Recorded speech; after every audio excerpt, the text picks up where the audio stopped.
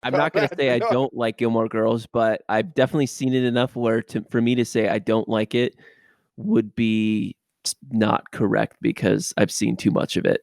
There you go, progress. I'm proud of you, Mattson. Admitting you have a problem is the first step.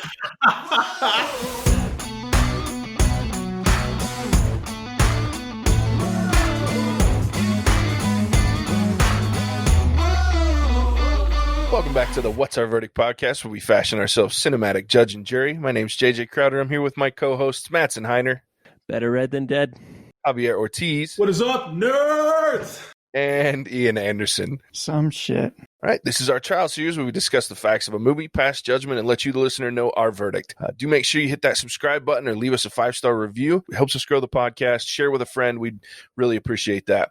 Also, if you enjoy good TV, make sure you check out our sister podcast, What's Our Verdict TV, which you can find wherever fine podcasts are found. Today's special is a special trial series. This movie was chosen by our listeners. The options that they had to choose from were Bad Boys for Life, Just Mercy, The Gentleman, and Parasite. The winner being the best movie Oscar winner, Parasite. I'm pretty sure we got punked, guys. Yeah. I'm pretty sure our listeners just punked us real hard. Here's the thing is I don't think we did. This thing won the best movie Oscar, and people love this movie, dude. What people? Everyone. Yeah. Like, if you look at reviews, like, everyone loves this movie. It's true, as much as I mean, just take the poll, for instance. It won the poll, so people, even in a small sample size, it still won. That's what I'm saying. Is I don't think they had us watch it because it was a good movie. I think they wanted us to watch it ironically. Oh, man. I wish that were true, sir, but it is not.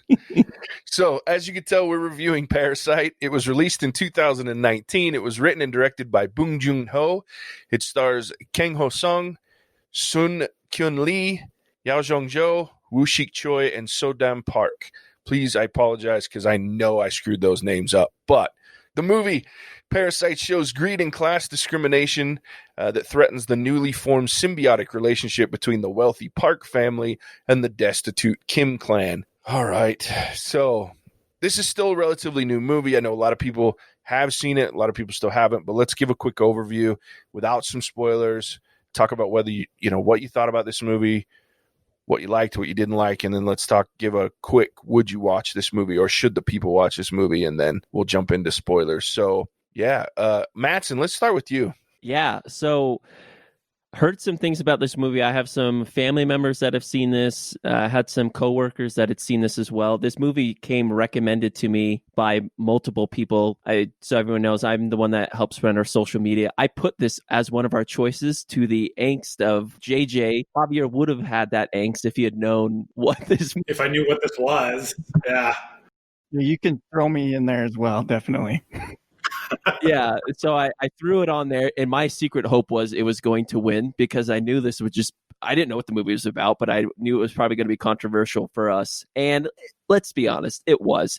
Did I know what to expect? All I knew is people told me when I was about to watch this, they said, just be prepared. And I was like, prepared for what? Like, what is this movie going to be? Is it going to be a murder? Is it going to be a mystery or whatever? And the story goes on, and I was just at the edge of my seat waiting for the thing to happen. And it took a long time to happen. Let's be completely honest about that. This movie was pretty slow, in my opinion. Very well acted, great dialogue. But the last 15 minutes, man, I did like the last 15 minutes. That was like the what did I just watch moment. And it was a pretty unique movie for that. But, man, it definitely took a while to get there. Ian, what'd you think? That's a great question, JJ. I've been trying to figure out how to talk about this movie.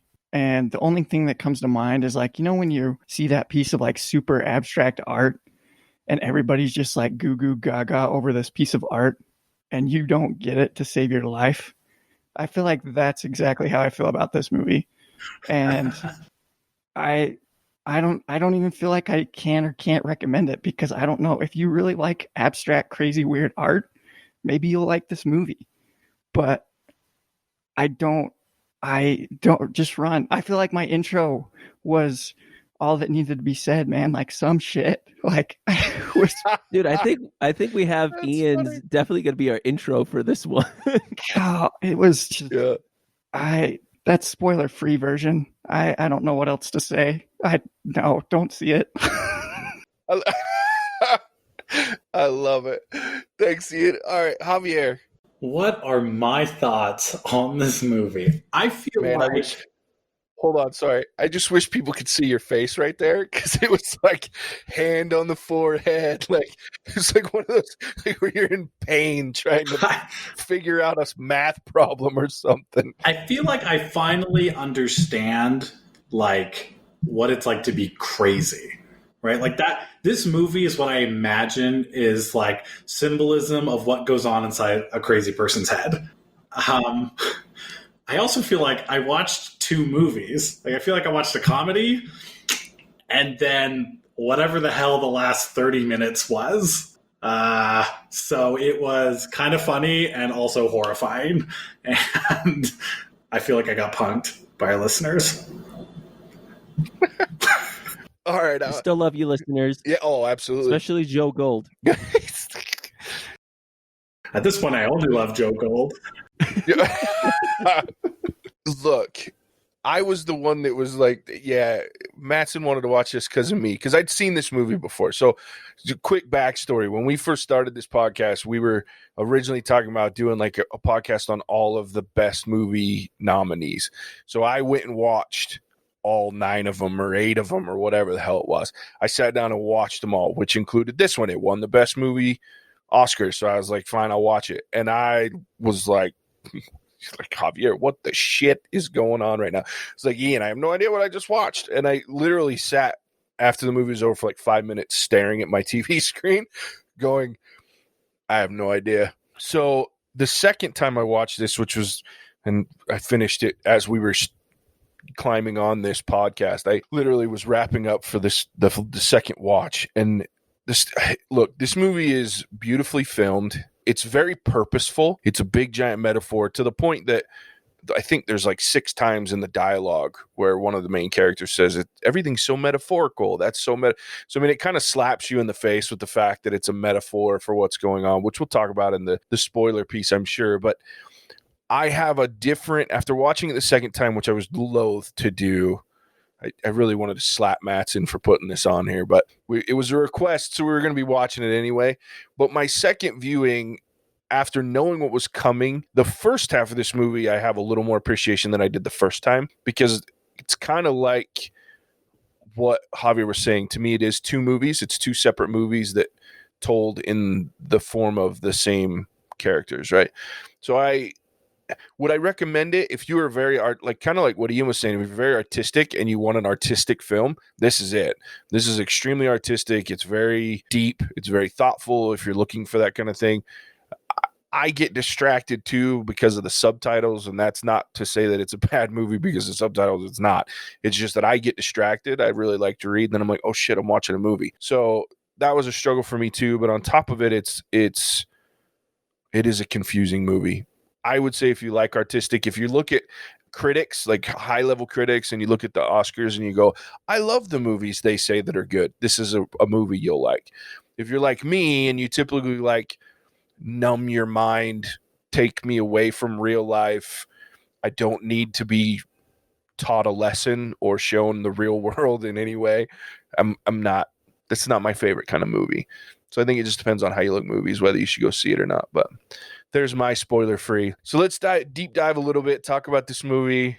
So if you haven't seen it, you want to, before we spoil anything, go watch it. We're about to spoil the shit out of this crazy ass movie. So back away, go listen, come back, join us once you've watched it.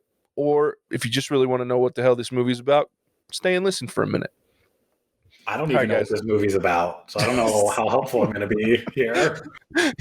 So let's dive in. What you guys think? Like, what are some of your thoughts beyond now that we can spoil this thing? Tell me what you guys thought. So one thing I just wanted to start that I thought was really cool, I came across watching this on Amazon Prime with the X-Ray, that house that was designed by that fictional Namgong individual, that set was completely built from scratch. Mm-hmm. That I was like, wow, like that seemed like a lot of work. So I just thought that was an interesting tidbit that I wanted to throw in there, because I thought they were just picking out a random house, and I was like, dang, I want to live in Korea. Looks dope. Well, and it was designed with the movie in mind. The reason that they had to build one from scratch is because the visuals of the house. This is one of the things that and one of the reasons that it's done so well in award seasons and things like that is everything that's visually happening in this movie has a reason. So as you know, the Kim family lives in a basement apartment. A semi-basement. Semi-basement, yeah. So all they have to like climb up on something to look out the window to see street level.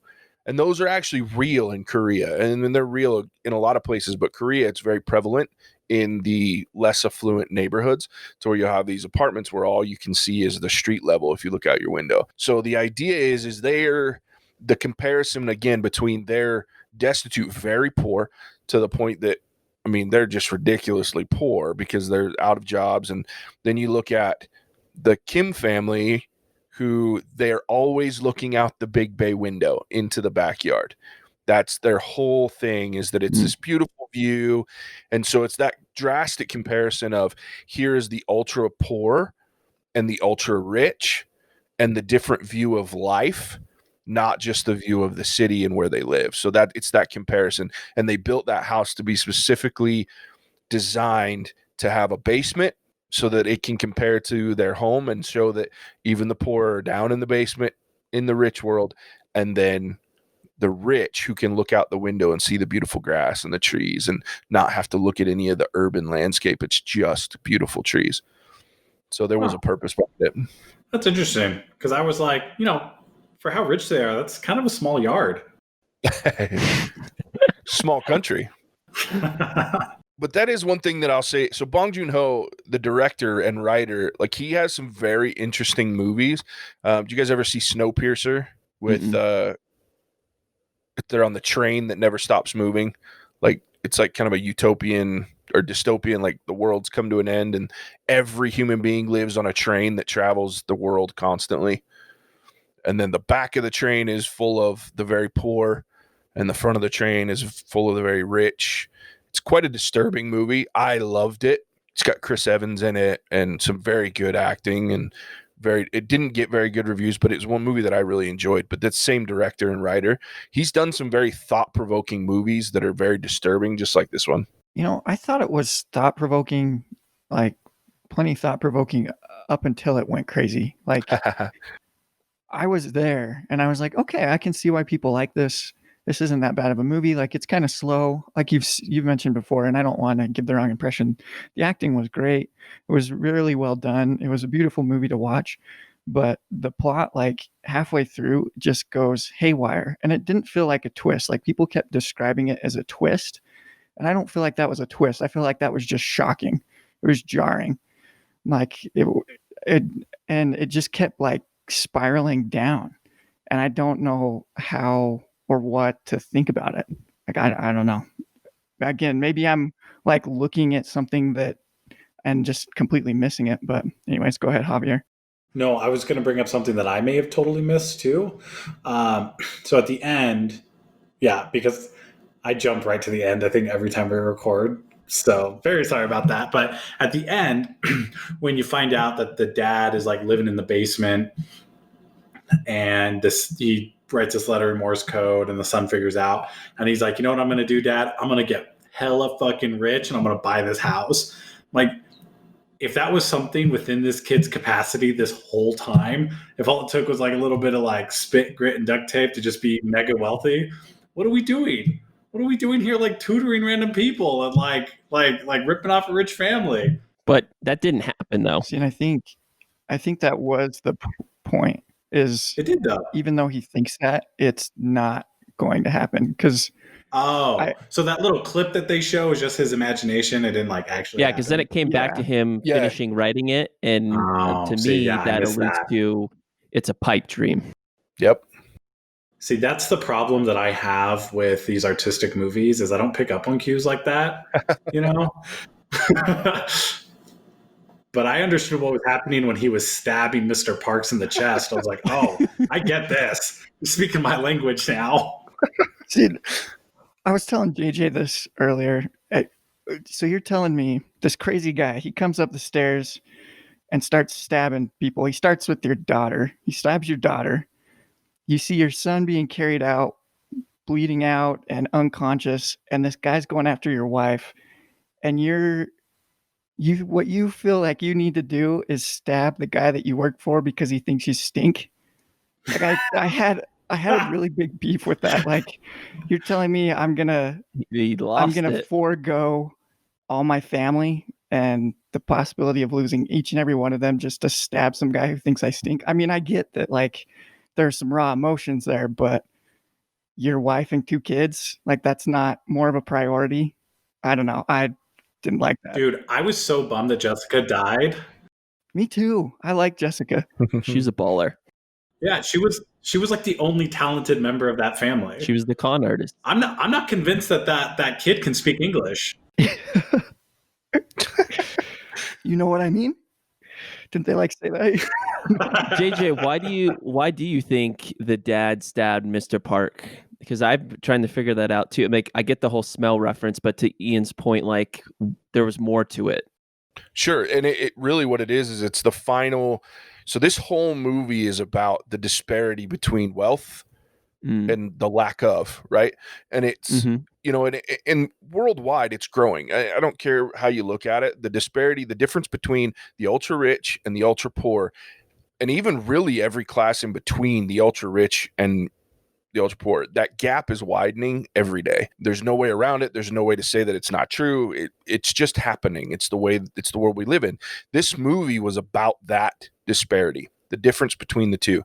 And for him, for Mr. Park, which for me, this was like, this is my interpretation, right? But when I look at it, the ultimate insult for this man is his daughter's dying. Now, granted, Kim doesn't know that that's his daughter, but his daughter's dying. His wife's in a fight with this crazy dude, and all that Mr. Kim's worried about is getting his son in a car, and the fact that Mr. Park smells bad because he spent last night in a shelter because his home was covered in, it was full of sewer water. So it was this ultimate, here's the poor versus the rich versus the poor, which the whole movie has these nuances about that. The Kims are very, they called them gullible at one point in the movie, but really they don't care because they don't need to care. They have the money to make sure they don't care about anything. So they're unaware of the nastiness of this Park family weaseling their way into their home because they don't realize that that's a necessity to do something like that, right? So at the end of this, he stabs him. He makes the choice to stab him because it's the ultimate insult. You stink, and that's all I'm worried about. While my son's having your son's having a seizure, my daughter's dying, my wife's in a fight with a madman with a knife who just killed my daughter, basically, and all you're worried about is how I smell. It's the ultimate insult. So that's why he chooses to kill him, because it's, you know, he has everything that I dream to and aspire to have and will never have. And he's mocking me at the worst possible time in my life. Yeah, you're poor. So, I mean, I get why he did it, but it's extreme. Yeah. One thing I wanted to talk about, there was a quote in this movie that stuck out to me pretty prevalently. It was the dad again. I forget what's the dad's name. I forget his name. The character name. The character name? It's pretty sure it's Dad. Let's call him Dad. And so it's when after their apartment floods and they're laying down, he's talking to his son and they're talking about plans. And he says something to the extent of the reason why I don't make plans is that means like nothing will go wrong. Basically, there's no expectation. And that's something that really stuck out to me. And I thought that was a thought-provoking comment about the viewpoint of that, where someone like him who's been on rough times, that doesn't seem like they can really get out of poverty if they set their aspirations on sights on something they want to achieve, but realistically know, can I really do that? Is it really going to happen? If they do that, they're just going to be disappointed. They're going to be sad and they're going to be downtrodden. And then you juxtapose that with the Parks, the very rich family, and obviously Mr. Park being a very successful businessman, probably lived his life by goals and was able to achieve those. And just seeing the different viewpoints from that comment, that was pretty impactful. It's interesting because, like, I've lived in a couple third world countries, and I think that is a huge differentiating factor between, like, those who are successful and those who are not. Because that's, like, not having a plan is a very common attribute between a lot of people who are in poverty in third world countries. They just kind of take life as it happens to them. But, like, if you compare that to the Parks family, where they constantly had a plan, right? Like they were constantly planning things. And the times that the Kim family was successful is when they were planning on how to rip off this rich family. So I do think that's an interesting message that they had there. Yeah, the dad actually delivers. His name's Ki-tek or Ki-tak, something like that. I don't know how to pronounce Korean names, but because I know it's wrong, but that's his name. But the dad has a lot of interesting lines in this movie, especially because he's the one that, like, he says they're rich but still nice, and then the old nurse was they're nice because they're rich. So it's just I don't know. It's very interesting to me, the concept of here you are in this, you're stealing from this family, you're tricking this family, whatever you want to call it, but you're still able to say, oh, they're nice people, and then they're nice because they can be. Well, and I would think that if they made that family into like mega jerks because they were rich, I would consider that pretty low hanging fruit. That's just easy to do. It's easy to demonize rich people. So I'm kind of glad that they didn't, right? That you're still kind of on their side a little bit because they're, not terrible. Sure. They're just made to seem really naive. Yeah. Which I guess in the situation that if you can afford to be naive, then why not be? I mean, I don't think they wake up every day trying to figure out how to not get ripped off by poor people. So, yeah. Well, and they certainly don't have to worry about people drunk asses pissing in their window, right? Which, by the way, was one of the most visually entertaining parts of the movie, the water fight. The little water fight. Yeah. And the daughter's filming it through the phone in the slow-mo mode, and it's like I was laughing so hard because it's just so silly, but at the same time, I could see that shit happening. I think the best part for me was when he discovered the underwear in the driver's car, and he's like breaking it down, right? And he's like, why would you have sex in a car? But if you were going to, why wouldn't he have sex in his own seat? Why would he have sex in my seat? And the best part is like, why would you forget your panties? And then they went into the whole like drugs bit. Yeah, it was like, to your point, it was so thorough. I was like, man, like clearly he's rich because he thinks of everything, except he's wrong, but it was still cool. Yeah. Very, very interesting. That's actually, it kind of segues to a good point. What do you guys think about the con that the family pulled up? But let's be honest, it really kind of Jessica manufactured with the family bringing everyone in and taking all the roles over. For me personally, I mean, I thought it was pretty cool. Like it seemed believable to me. I could see it happening by the way that they paint the Parks family, especially the wife, where she just wants the best people there. And her line of, I only take people basically that are recommended. And I thought that was so interesting because she's already starting to trust the son and then the daughter, but yet she doesn't really know these people, but she thinks she does. And they're able to play on that and then put in these different clause to get their mom and dad in there. But I liked how that was portrayed. I did think that was unique and interesting. I'm trying to find a movie that I can feel like has done something like that as well done as they did it here. Ocean's 11. Yeah, I was thinking the same thing. It's like instead of Ocean's 11, it's the Kim 4 or something. Yeah. I mean, it's not a bad point. I mean, and it's really, I was impressed by the son who thinks on his toes, because out of the blue, just through conversation, you find out that the mom's proud of the son's weird abstract art, which I found really funny to Ian's comparison. I was like, well done, sir, because it had a lot of this abstract art thought process through it. And then he picks up on, I can get my sister a job by saying she's some art student, because they kind of hit you right in the nose with it, because she'd forged the document for him and was really talked about art and was really good at the art part. But it was really interesting for him to think that quickly. We've had problems with art teachers. Oh, here's my chance. And then they take it. Each one is progressively more nefarious on how they get that job for their family member. The dad, like you said, they frame the kid with the panties in the car, and then they literally poison the old maid with peach fuzz. in order to get her to, and then tell her she has tuberculosis. People are the worst. Pour hot sauce on a freaking cough like tissue. I'm like, are you shitting me right now? Like, that it's so dastardly, but you still kind of go, fucking genius at the same time. Yeah. You know, it's hard not to respect the commitment to getting your family, your whole family jobs. Yeah, and doing the tuberculosis and as I don't know if they said the word, the cherry on top or the kicker, when the dad goes to the trash can and it squirts on something close to similar to sriracha or whatever it is, and because he knows the wife is going to believe it, and it's just, I mean, great con. And to be fair, they conned their way into those jobs, but they did their jobs, right? Yeah. Like they worked, They did. and they were good at their jobs, except for that kid. He did not teach a lick of English. That kid was a worthless tutor. Everyone else, though, did a great job. But he sure was, motivated her, at least that first one when he's like grabbing her pulse. Like I was like, that's some intense teaching method there. Yeah, all it takes to learn English is vigor. Yeah. This guy's an idiot. I want to ask you guys, just think back to when we got to the scene when the old housekeeper shows back up and she's like weirdly like happy and kind of like skittish, and she goes down into the basement that we've never been down there before and we don't know what's happening, and then the mom of the family goes down and she sees her pushing on that bookcase. What did everyone think was going to happen at that point? Like what were you anticipating?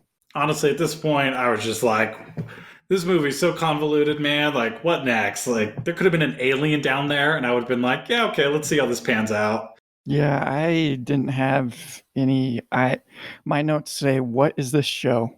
I had no idea what to expect at that point. Yeah, I'm kind of the same way. Like, I didn't know. I thought maybe there was some valuables that she had been like. To be honest, when I first saw her, I was like, "Oh, she left something." And then when she went downstairs, like, I bet she's been hoarding some shit, because you don't work as a maid unless you need things, right? Especially in that situation. So that was my big thought, is she left something maybe from the previous owner, the guy that she'd worked for originally. So that's what I thought. I thought she hid like money down there, or the family had like hidden valuables or money down there. But obviously didn't think it was her husband who had gone insane, being down there for over 4 years. My goodness. What happened to her face? Did they ever explain that? The peaches? Is that what you're talking about? No. Is that because her face was all swollen and she was like cut up? No, didn't she fall? And maybe that's what it was when she fell? No, it was when she first showed up, somebody beat her up. It was the loan sharks had gone after her. That's why she was going back for her husband to make sure he got fed, but that's who they were hiding from. So I think she got beat up at some point. My assumption, it was the loan sharks looking for her husband, because she'd been living in this home kind of hiding away with her husband the whole time. So I don't think they ever knew about her. And then, she has to go somewhere else. The natural place you go is anywhere else. And so if they find out now that she's out and about instead of hiding in this rich person's home. The maid's husband was clearly insane, right? Clearly, like he had screws pop. By what he did at the end. Dude, that guy was in solitary confinement for 4 years. Yeah, that would do it to you.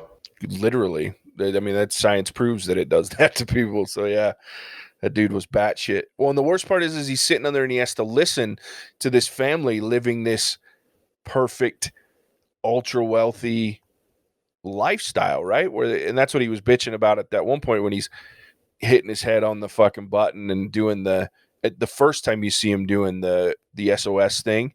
He's talking about, the fucking routine. I know the dad comes home. I talk to him when they're coming home. Like, dude was cracked. Yeah, especially the respect chant or yell that he had. Respect. Which I thought was interesting, because my understanding was he was basically respecting and thankful for what he had based on what Mr. Park was able to give him, even though Mr. Park didn't know that. So he's sending him this message to thank him, right? Did I understand that correctly? Yeah, that's what I got. Okay. Yep. Just making sure, because there's a lot in this movie that I wasn't sure that I understood correctly. Yeah.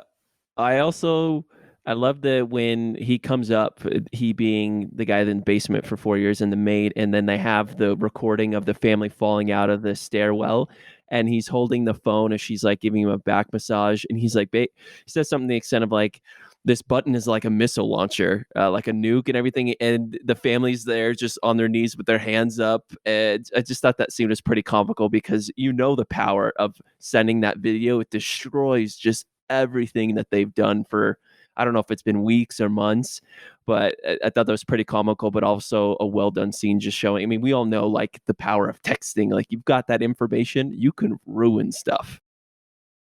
Yeah.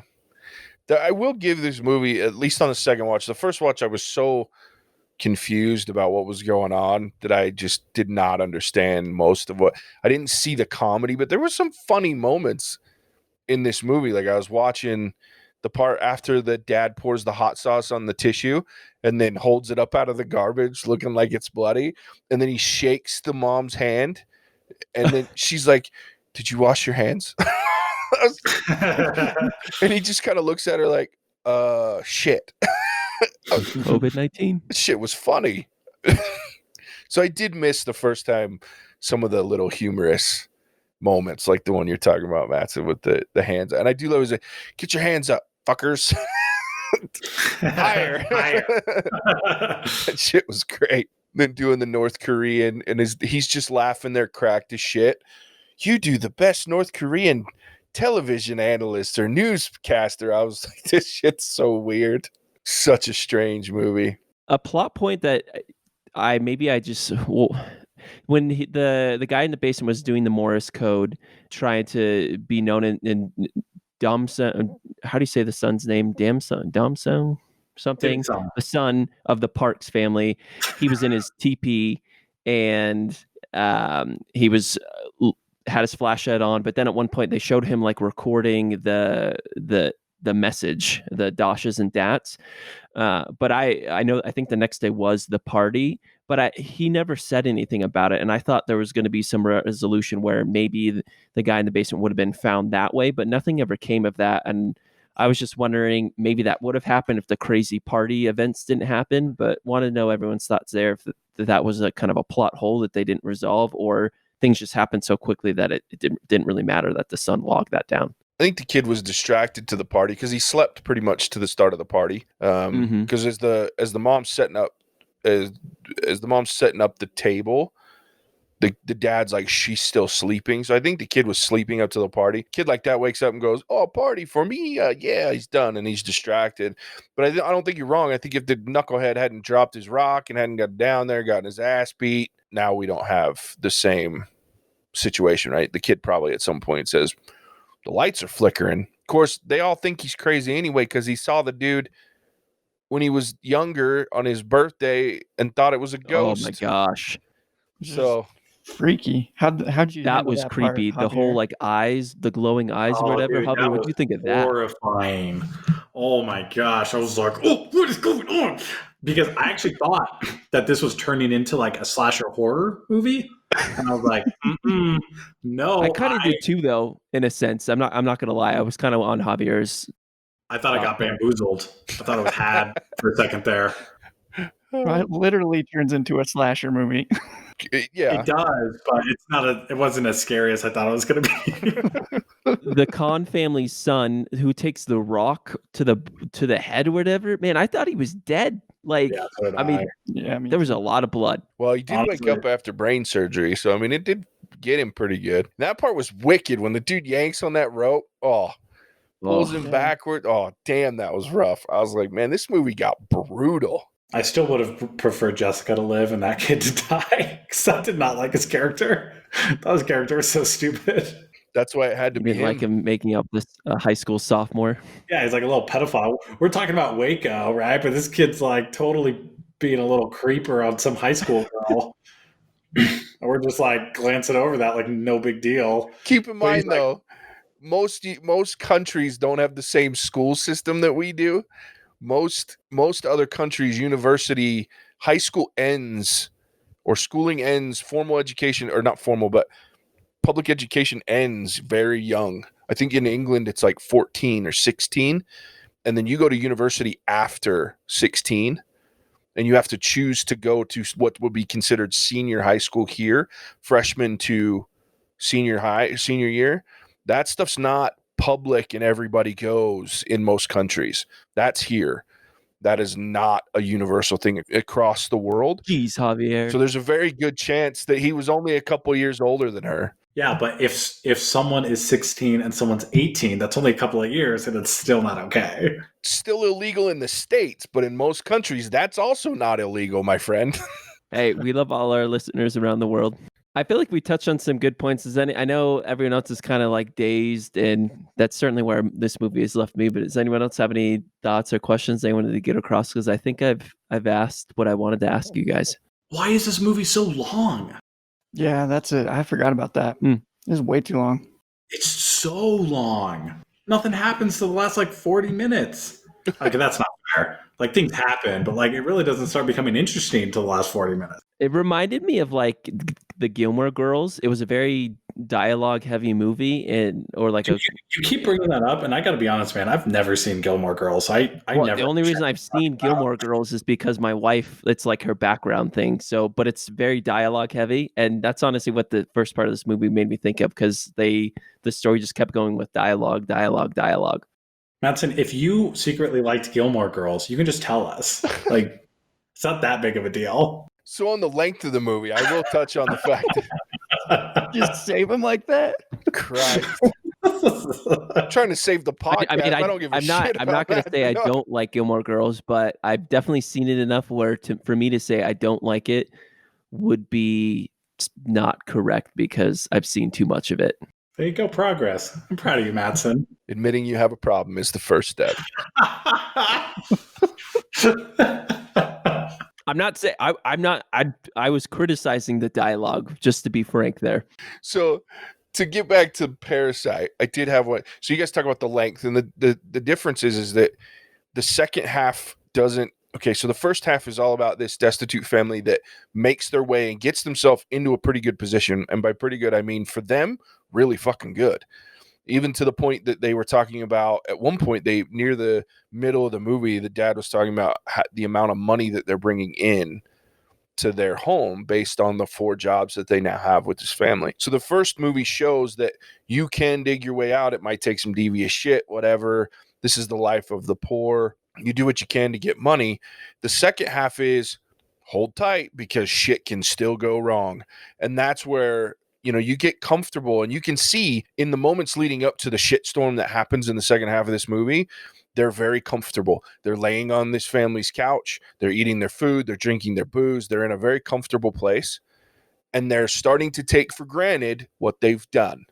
They forget that they're in a very volatile situation. All it takes is an old maid to show up, or a rainstorm that causes the family to come home. Or if you really want to go to pure and unadulterated shit show, they both happen at the same time. And then now all of a sudden you're poisoning and kicking someone down the stairs, which by the way was epic, because that was the most nonchalant fuck you, kick you backwards down the stairs.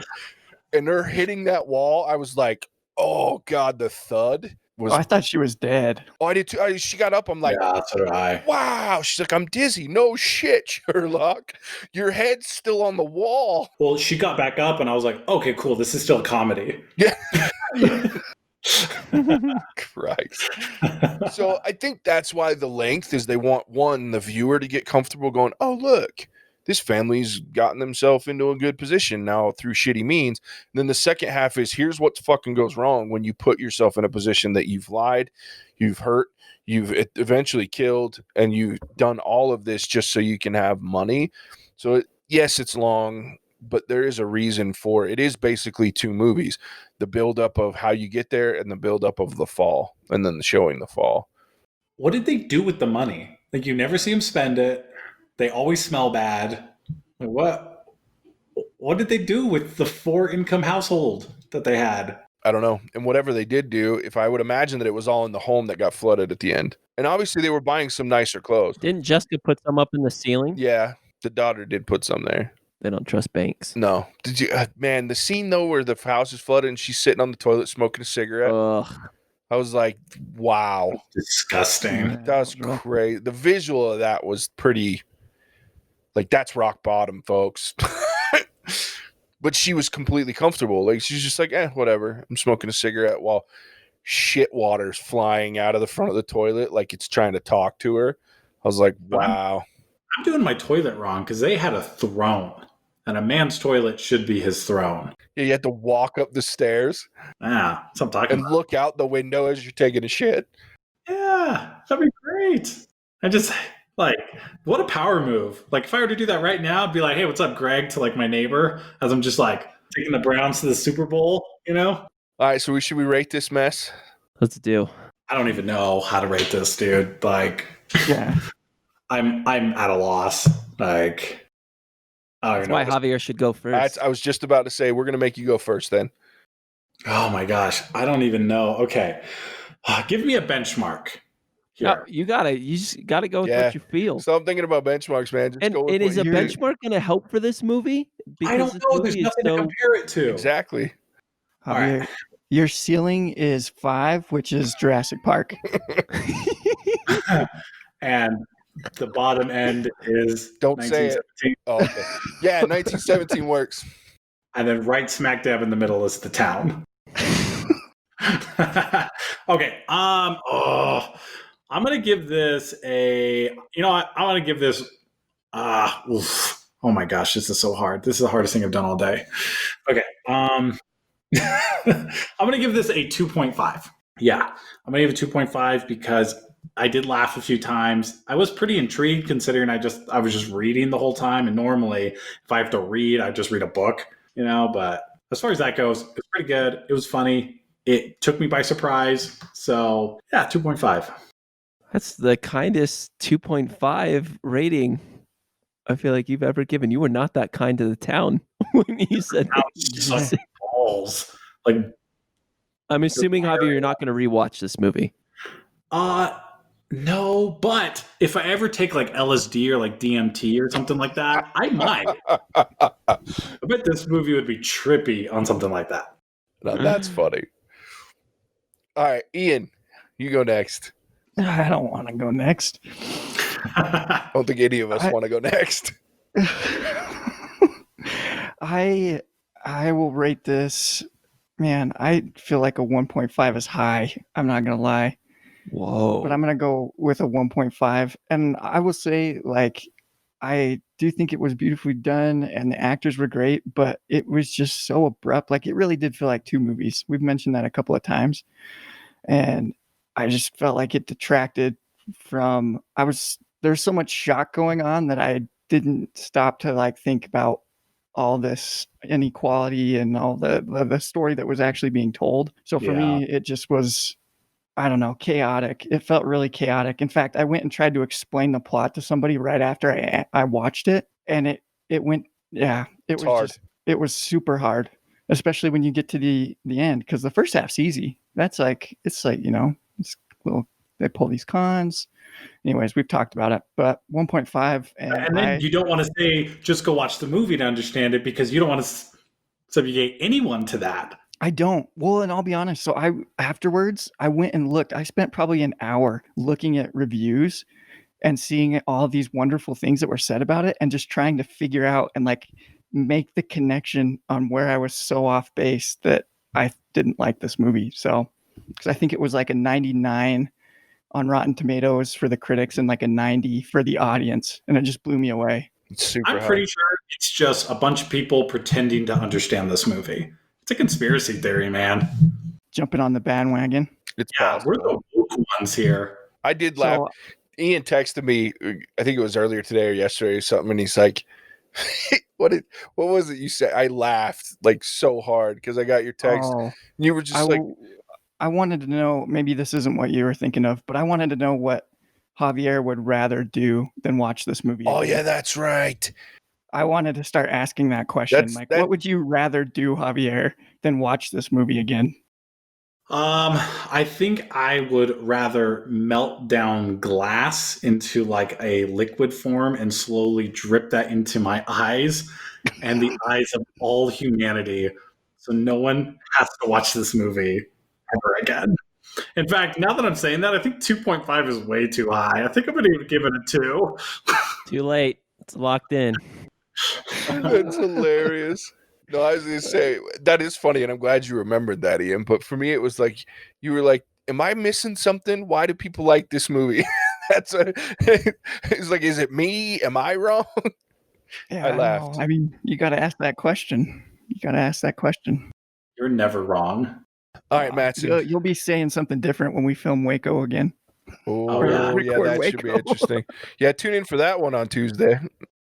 Bootlicker. All right. For me, I'm gonna have a different tune here. When we were talking about ratings, the number popped into my head, and I feel okay with this. I'm gonna give it a 3.5. Obviously, very different than everyone else. This Oh. movie held my attention, kept me at the edge of my seat because I was waiting for like the big bang. I liked the ending. I liked how chaotic it was and just random and different. And this movie kind of leaves me asking, what did I watch? But I kind of like that feeling.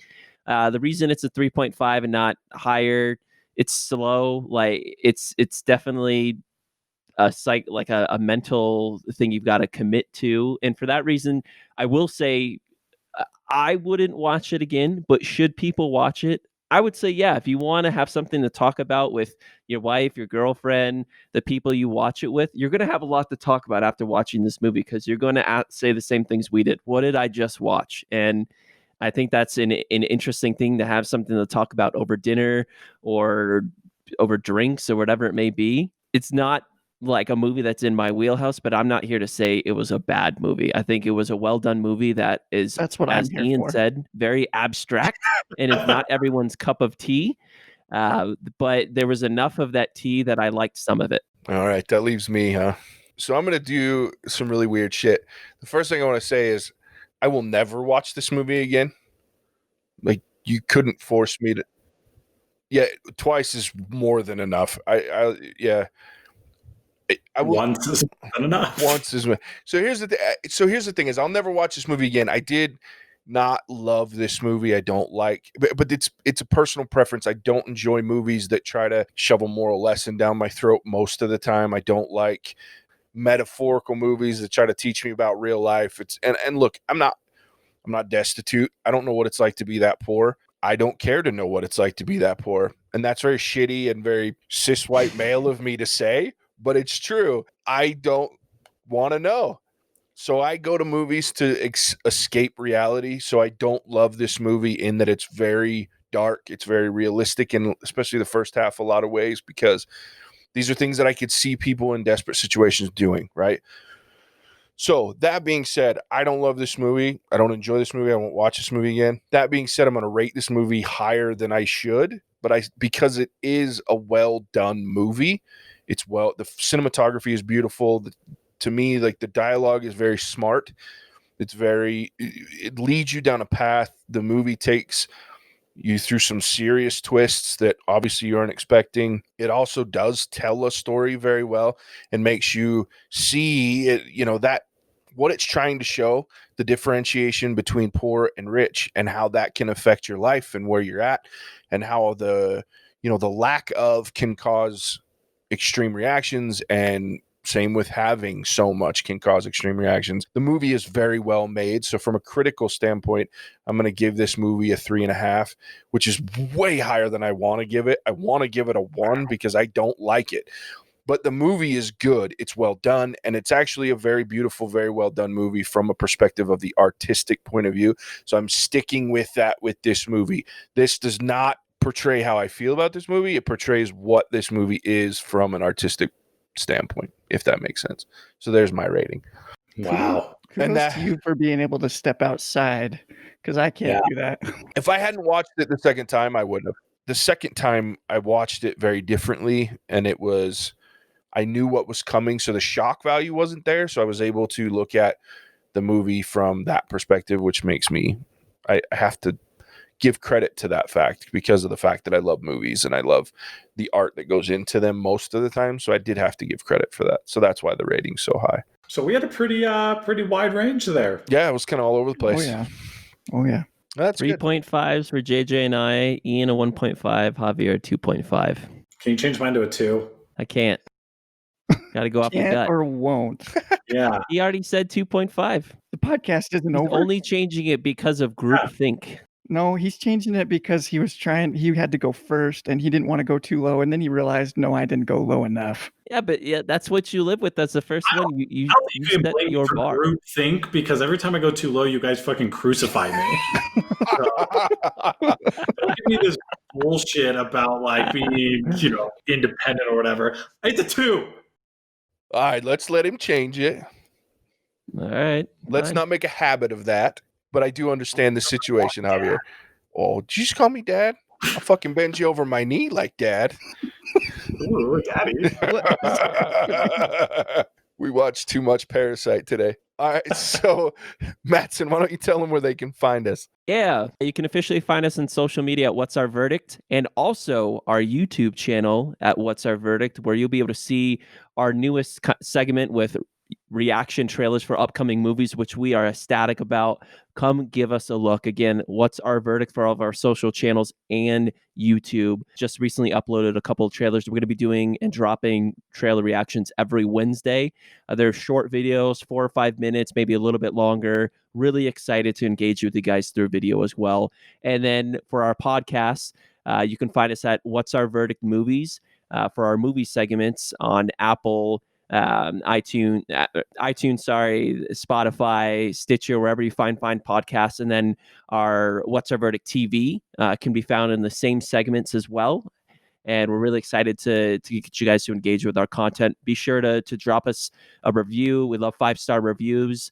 Subscribe to our podcast and follow us on social media. We love suggestions. We want to know what you want us to review. Just like today, Parasite was a fan suggested watch, and we love doing that. Absolutely. And if you do have one-off requests, either slide into the DMs or send us an email at hosts@whatsourverdict.com. We'd love to do that. We've done a number of requested videos as well. So we'd love to watch those movies. Thanks, Mattson. Appreciate that. Yeah, guys, as always, thanks for tuning in. We appreciate it. And that's the verdict. We'll catch you on the next one. Bye. Bye-bye now. Cinemagic out.